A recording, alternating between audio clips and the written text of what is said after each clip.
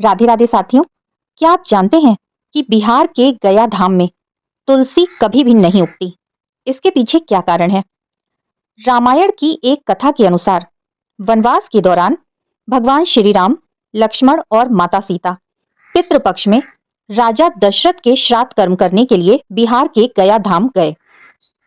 तब ब्राह्मणों ने श्राद्ध के लिए आवश्यक सामग्री जुटाने के लिए कहा, जिसकी व्यवस्था करने के लिए श्री राम और लक्ष्मण नगर की ओर चले गए। इसी दौरान माता सीता को राजा दशरथ के दर्शन हुए। समय बीता जा रहा था। तब राजा दशरथ ने माता सीता से कहा कि वो स्वयं अपने हाथों से उनका पिंड दान करें। समय के महत्व को देखते हुए माता सीता ने फल्गु नदी के किनारे रेत का पिंड बनाया और उन्होंने वट वृक्ष, फल्गु नदी, गाय, तुलसी, कौवे और ब्राह्मण को साक्षी बनाकर विधि पूर्वक राजा दशरथ का पिंड दान किया और तब उनकी आत्मा को मुक्ति मिल गई।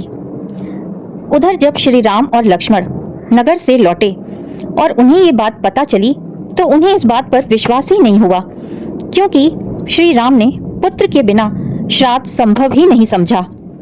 तब सीता माता ने साक्षी बने गाय, कौवे, ब्राह्मण, फल्गु नदी, तुलसी और वट वृक्ष से गवाही देने को कहा, परंतु वट वृक्ष को छोड़कर बाकी 5 ने सच बोलने से मना कर दिया।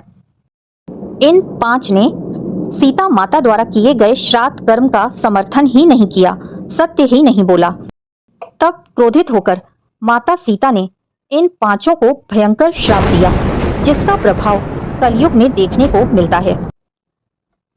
उन्होंने गाय को श्राप दिया कि तुम्हें हमेशा पवित्र होकर भी कचरा और जूठन ही खानी पड़ेगी। फल्गु नदी को श्राप दिया कि तुम केवल नाम की नदी रहोगी, तुम्हारा पानी सूख जाएगा। तब से फल्गु नदी सूखी हुई है। कौवे को श्राप दिया कि तुम्हें हमेशा सबकी जूठन ही खानी पड़ेगी। और तुलसी को श्राप दिया कि गया की मिट्टी में तुम कभी नहीं उग पाओगी। इसका प्रभाव आज तक है। गया में तुलसी हमेशा सूखी रहती हैं। और ब्राह्मण को श्राप दिया कि तुम्हें कितना भी दान दक्षिणा मिल जाए, तुम कभी भी संतुष्ट नहीं होगे। वट वृक्ष को सत्य बोलने के लिए माता सीता ने वरदान दिया कि तुम्हारी आयु बहुत लंबी होगी और तुम पृथ्वी पर सदा पूजित होगे। तो इस तरह से इन 5 को झूठ बोलने पर माता सीता के श्राप का भागी बनना पड़ा, जिसका प्रभाव आज तक देखा जा सकता है। राधे राधे।